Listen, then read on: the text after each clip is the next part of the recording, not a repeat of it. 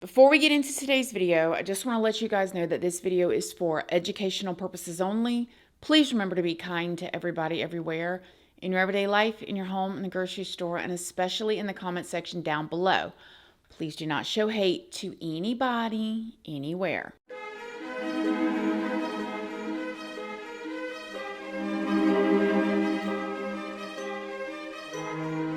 So good morning, good morning, good morning. How is everybody doing today? I hope you all are having an amazing day. I hope you all had a wonderful week. For everybody that celebrated Thanksgiving, I hope that you all had a wonderful Thanksgiving. I hope that you all found something to be thankful for, whether you were eating with yourself, with your animals, outside, with family, in a restaurant. I really hope that you all had a wonderful Thanksgiving. So in today's video, we are going to be talking about a situation that happened that I think all of us can relate to in one way or another.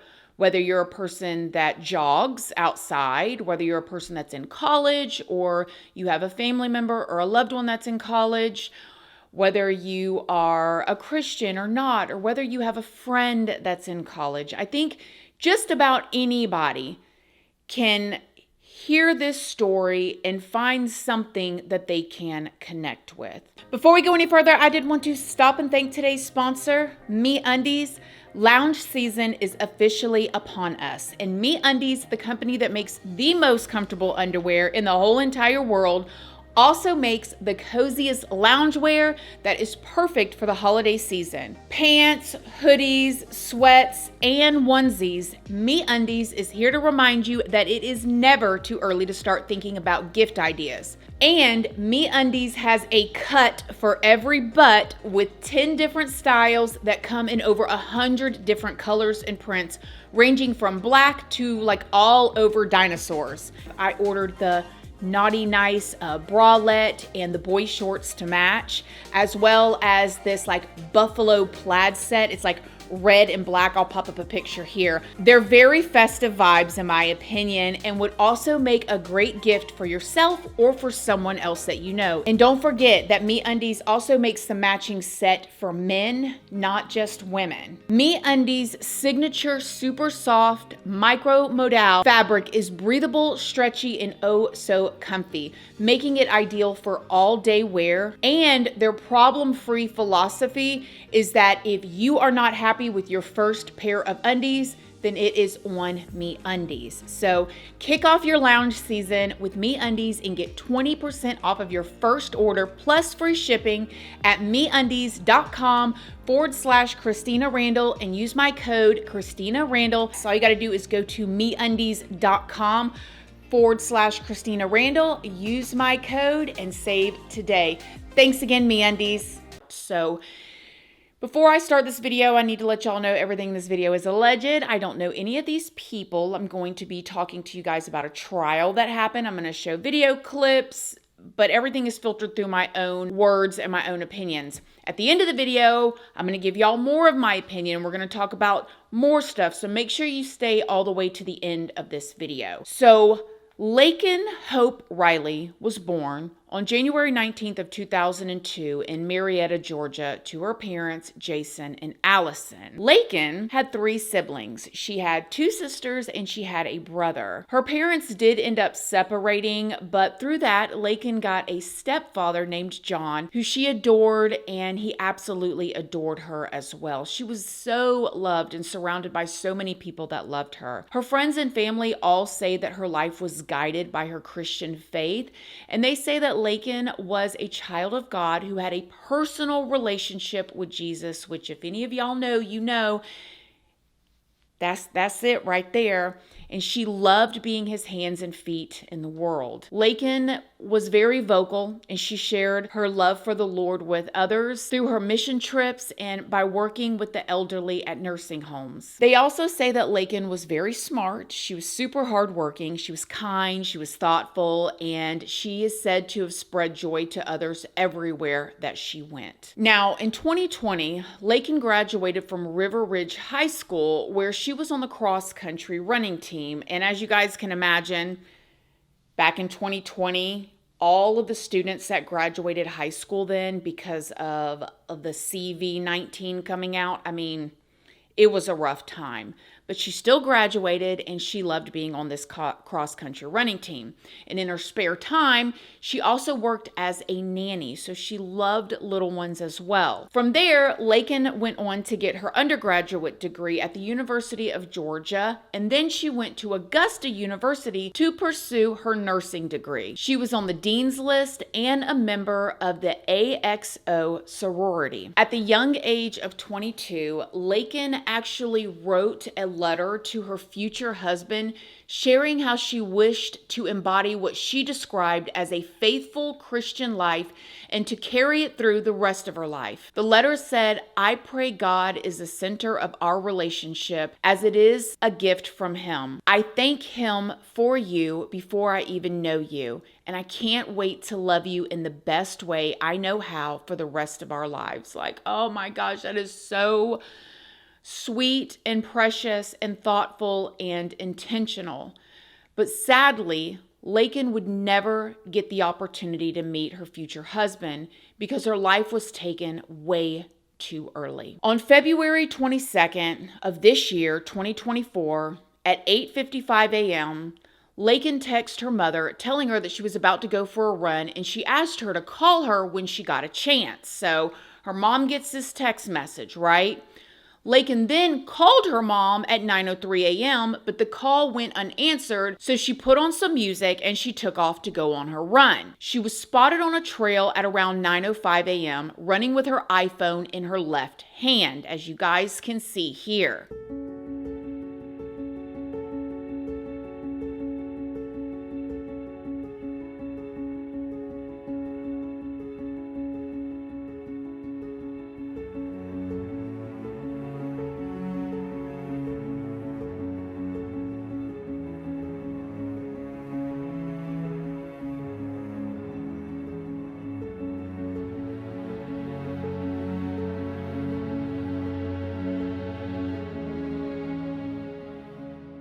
But then at 9:11 a.m., Laken called 911. Now, it is believed that the SOS feature on her iPhone was used to make this call. If you guys don't know, if you hold two buttons down on your phone, there's an SOS feature right here.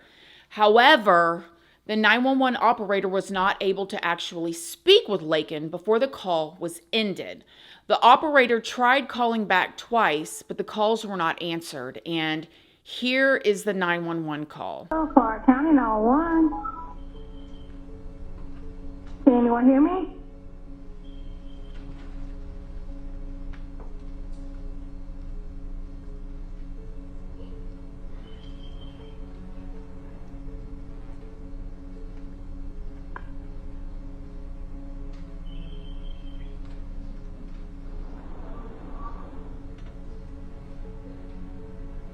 Clarke County 911.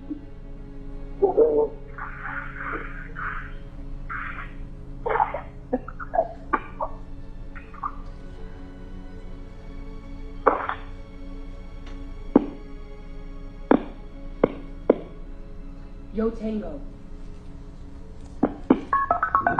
At 9:24 a.m., Laken's mother tried to call her back, but Laken didn't answer her phone. At 9:38, her mother tried texting her saying, "Call me when you can." Laken's mother tried to keep reaching out, but the calls kept going unanswered. And as you guys can imagine, as a parent, and you know your relationship with your son or your daughter, she's got the text message saying, "Call me when you can." Then she tries to call her mom. Her mom was not able to answer the phone. She begins to call back. Time keeps getting later, and Laken is not answering the text or the calls. Now, when Laken still had not made it back home by noon that day, her roommates went out looking for her on the trail that she usually ran. When they could not find Laken, this is when they called the University of Georgia police to report her missing. Officers went out to look for Laken, And at 12:38 p.m., her body was found by UGA police in Oconee Forest Park behind Lake Herrick. She was about 65 feet off of the trail. Now, data from her smartwatch showed that Laken's heart rate stopped at around 9:28 a.m. Remember her phone call to 911 at 9:11 a.m.? The investigators say that Laken fought long and hard for her life and her dignity. They believe the suspect was trying to R-word her, and she fought back. Here is the heartbreaking video of Laken's parents finding out that she had been found deceased. Are you going to what? Okay, let's step over here. Come on, let's go. Come on, all right?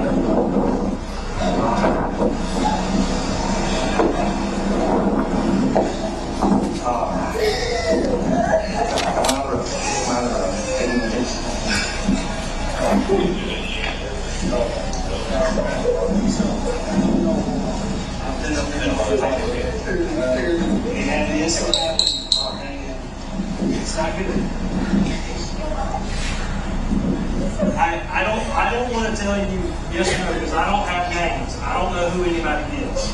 I do know that this is a pretty serious incident.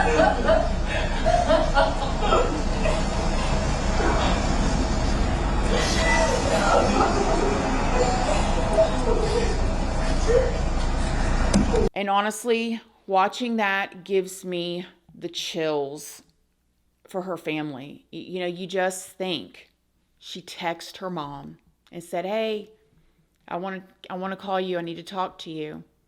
And then she tries to call her mom, and her mom was not able to answer. These are normal things that happen in interactions between friends and family.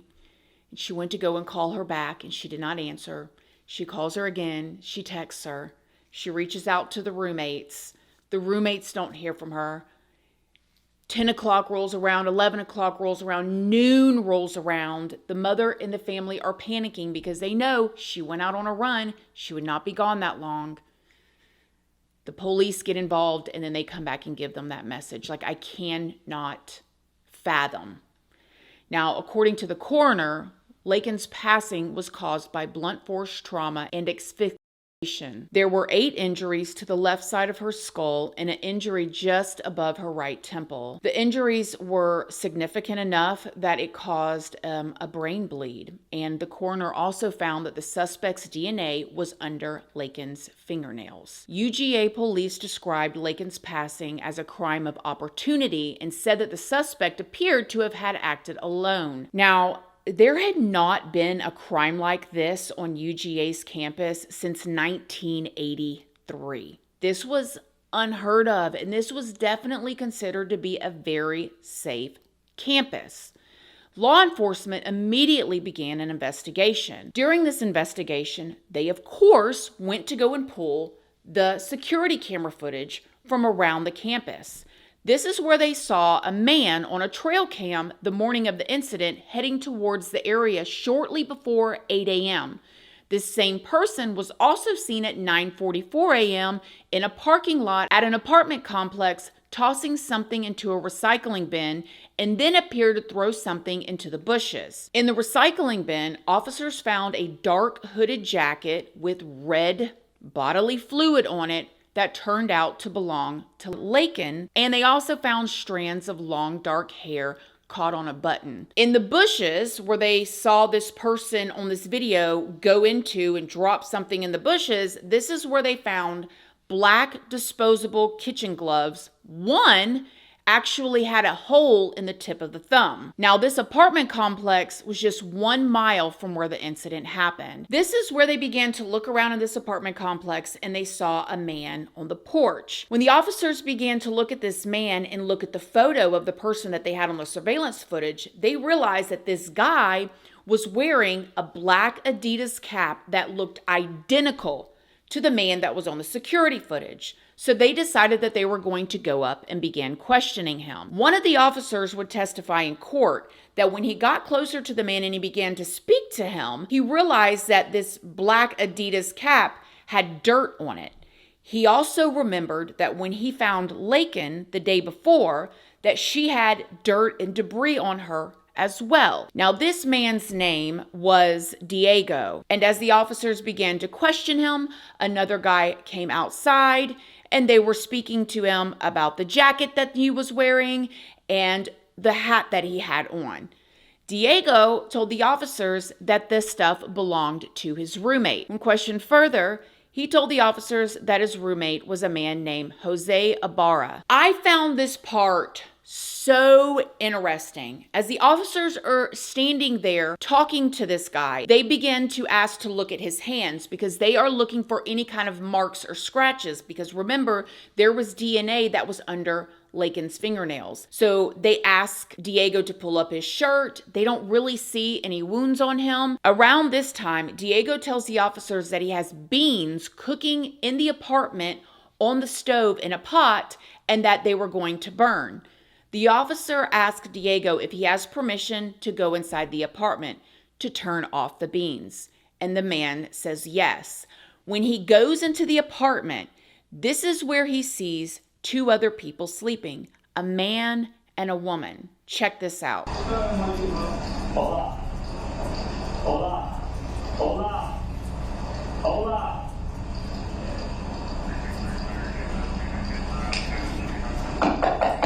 Hola. Hola. Hola. Policia. Manos, hey. Policia, manos. He said let them on stove, so I'm going to try and get it off. Hey, I need you to translate one at a time. Come here. Come to me. Come here. For you. I need to see his hands. I need to see his hands. Tell him to slowly get out. Ask him to need anybody else.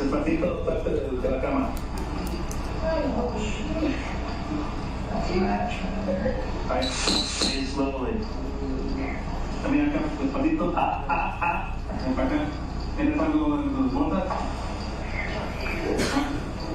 alguien más aquí dentro? For me. Ven para acá. Ahorita There's nobody else in here? ¿Hay alguien más ahí adentro?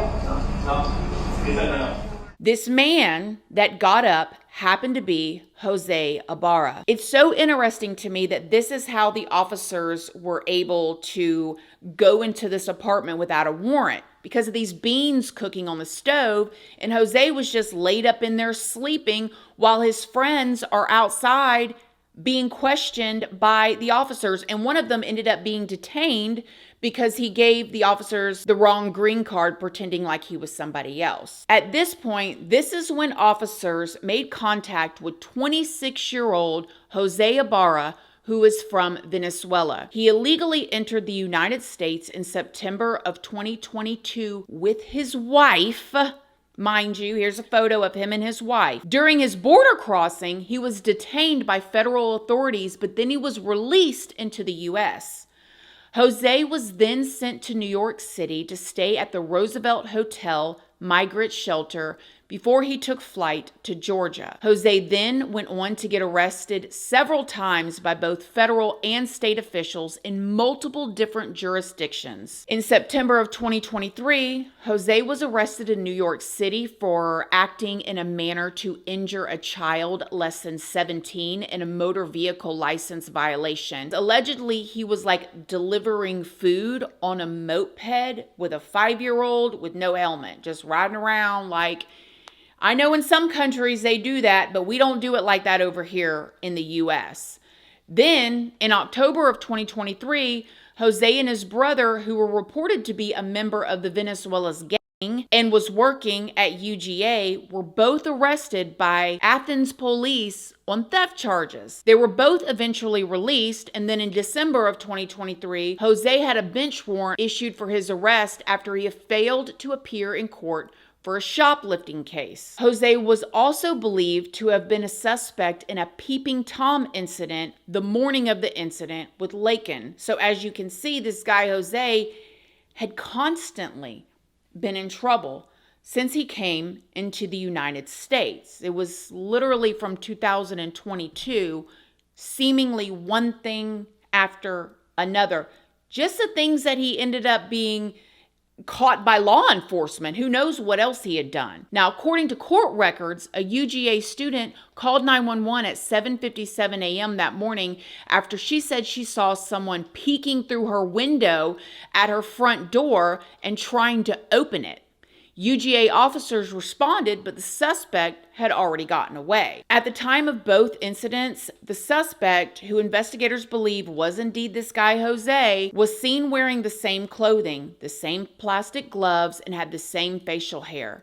Jose was seen basically all morning on several different security cameras around the campus. Like, he was scoping out the place. In my opinion, very obviously looking for somebody, whoever it could be. Again, they say that this was a crime of opportunity. This is, in my opinion, a perfect example of that because of the way that he acted and him on all these security cameras, scoping out the place, looking for somebody. Now, when Jose was questioned about Laken's death, officers noticed that he had red knuckles and that he had scratches on his arms. And then Jose was arrested for Laken's murder. On May 8th of 2024, a grand jury, in fact, indicted Jose on 10 charges. 3 charges were felony murder, malice murder, false imprisonment, kidnapping, aggravated assault with intent to R-word, hindering a 911 call, concealing the death of another, and peeping Tom. I mean, they literally threw the book at this guy. However, even with all of that, Jose went on to plead not guilty to all of the charges. And I even heard him talking on the phone from the jail, and it was translated in court. So I heard him, but I didn't understand until I heard the person testifying the translations. She tells him that he has to know something, and he just continues to tell her, like, Layling, enough, Layling, enough. Oh, exactamente. Ya, ya, está bien. Oh, está bien. Okay. He just continues to say, okay, okay, okay.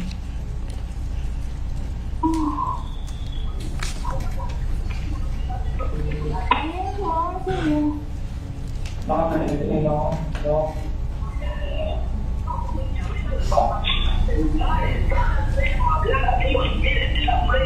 Okay.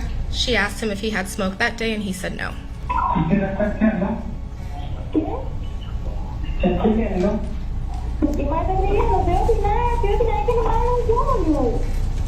Okay. He asked her if she's writing, and she's like, writing what? And he's like, are you writing? And she said, no, I'm not writing. I'm just fed up.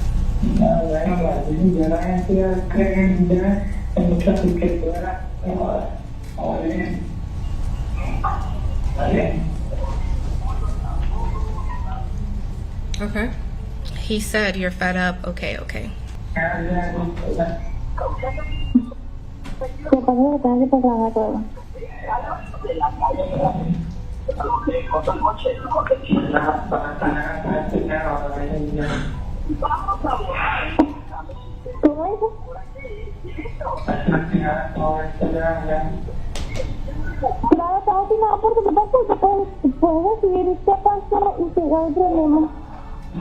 Okay. He's telling her, yeah, you're fed up, and she's saying, yeah, I'm fed up, and it's your fault.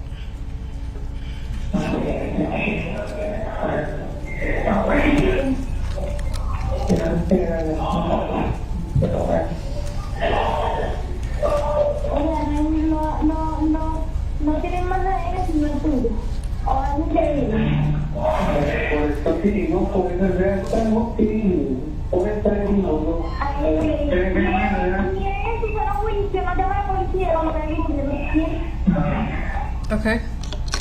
She said that she thinks it's crazy that they don't have anyone else's DNA, they only have his. And she says she doesn't understand how someone can see someone dying and not call 911.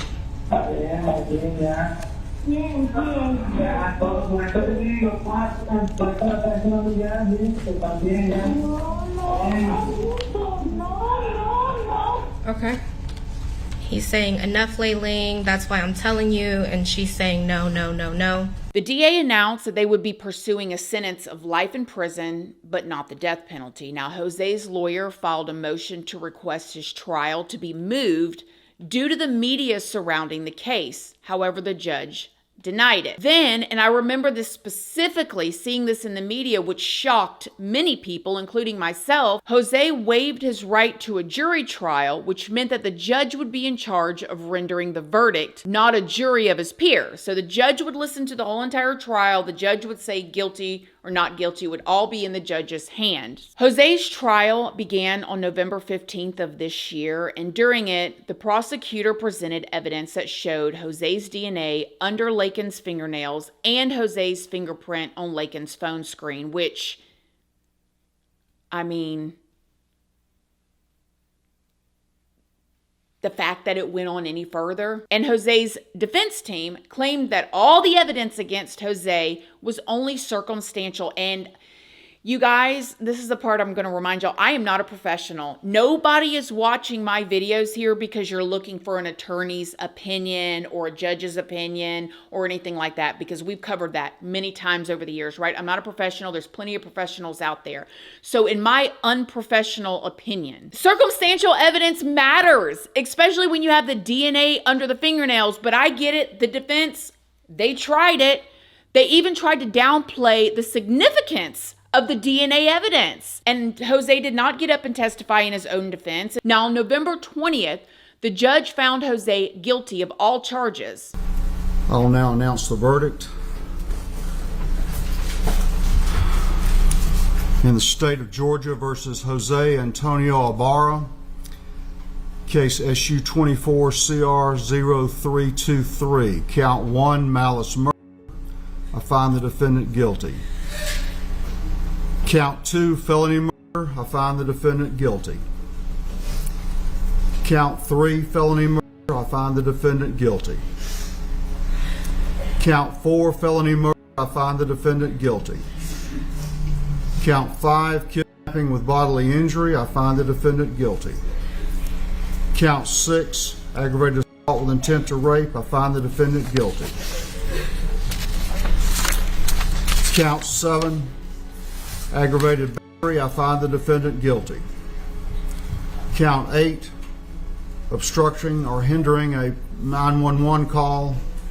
I find the defendant guilty. Count 9, tampering with evidence. I find the defendant guilty. Count 10, peeping Tom. I find the defendant guilty. And at Jose's sentencing hearing, which was just an hour after he was given his verdict, Laken's friends and family gave their victim impact statements. She's Laken's mom. Behind her is her husband and Laken's stepfather, John Phillips, and then their daughter, Laken's sister, Lauren.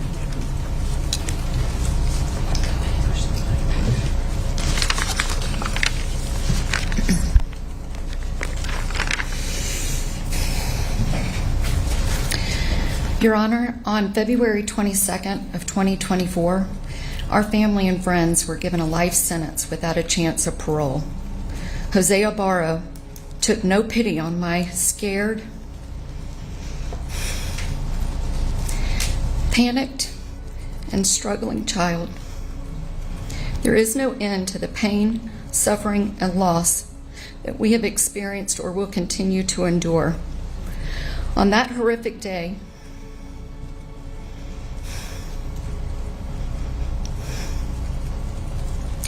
my precious daughter was attacked, beaten, and shown no mercy.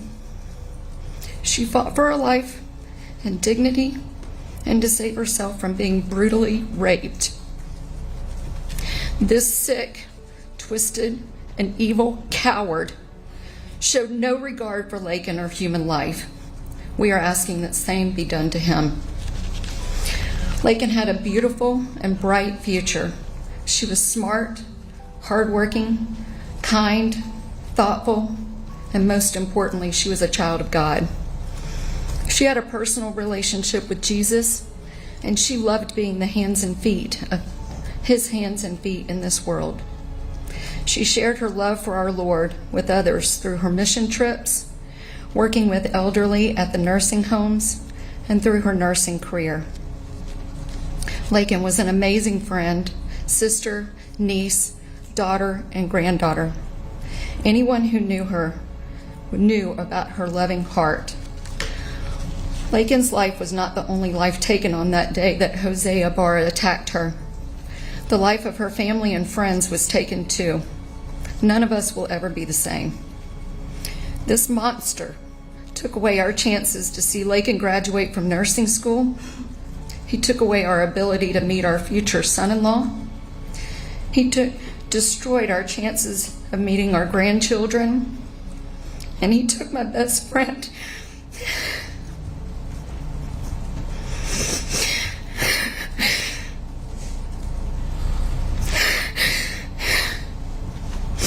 He ripped away every beautiful memory we will ever be able to make with her again. This horrific individual robbed us all of our hopes and dreams for Laken.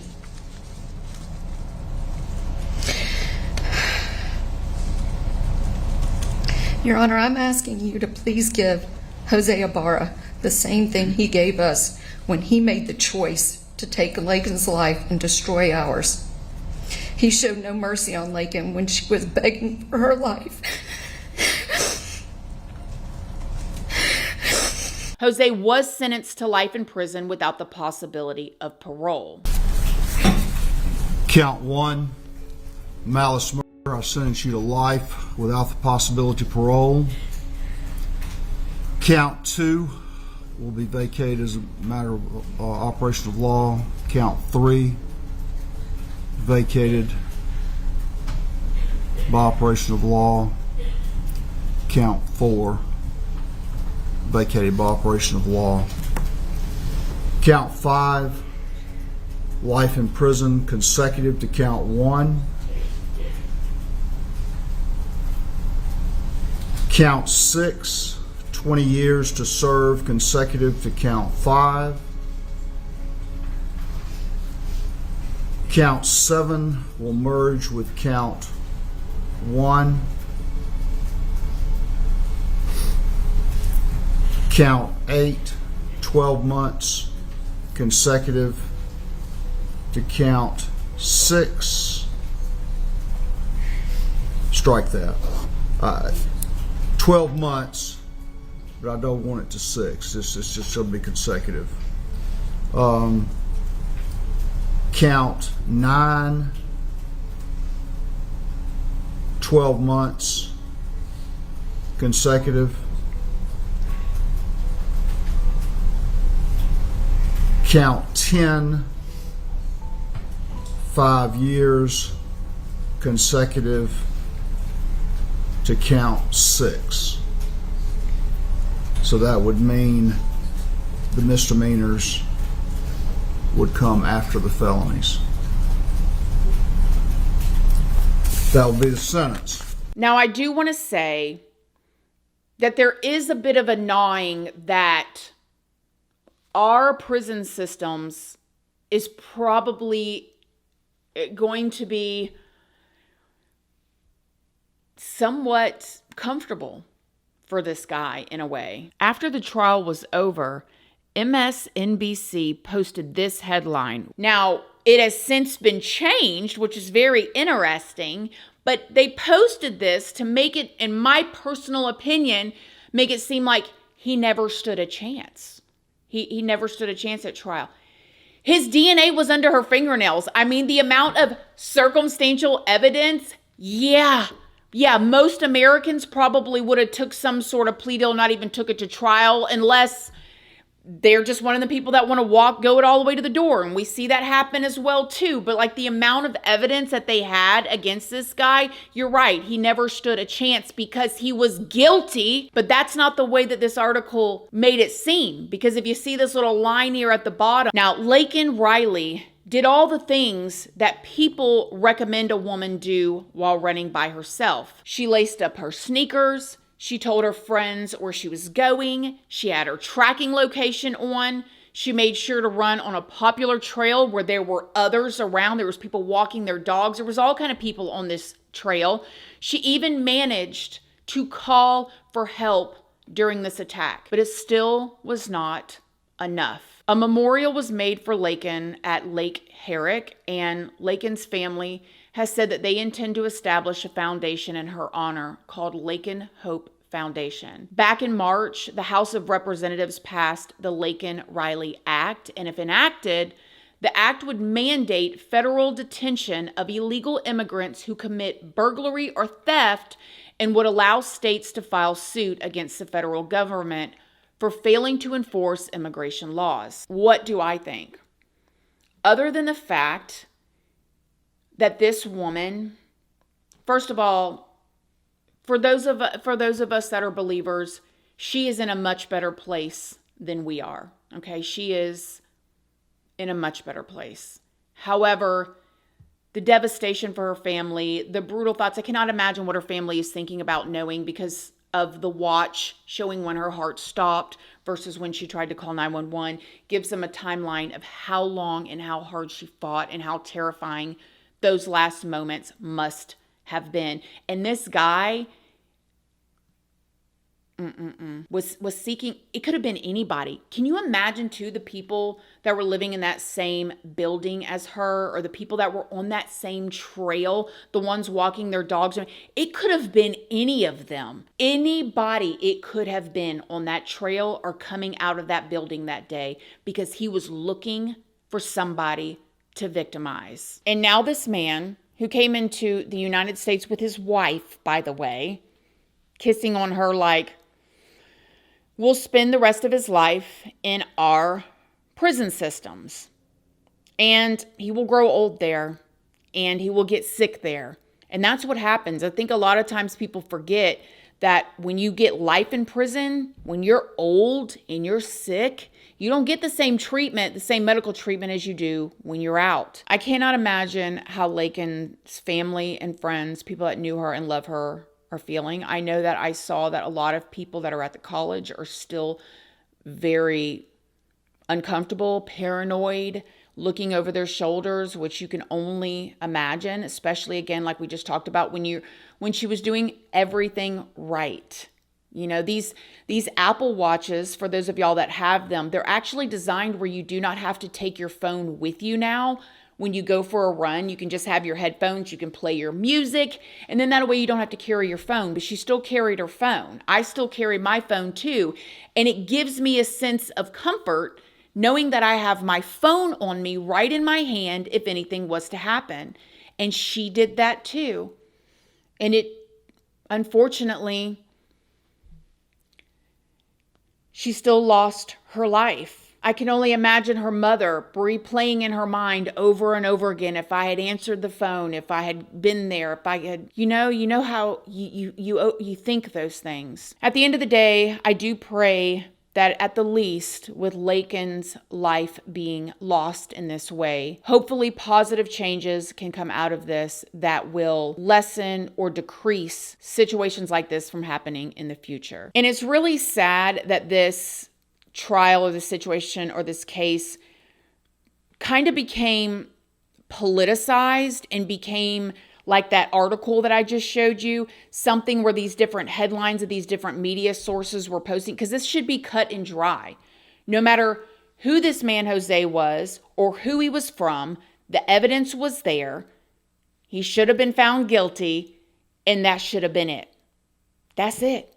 Or he should have been arrested, detained, or something when he broke the law all those other times in the past year and a half or 2 years that he had been here anyways. It shouldn't have been a political thing. It should have been right is right and wrong is wrong. Let me know what you guys think in the comment section down below. Other than that, I love y'all. Thank y'all so much for watching this video, and I will see y'all in the next one. Love you guys. Bye.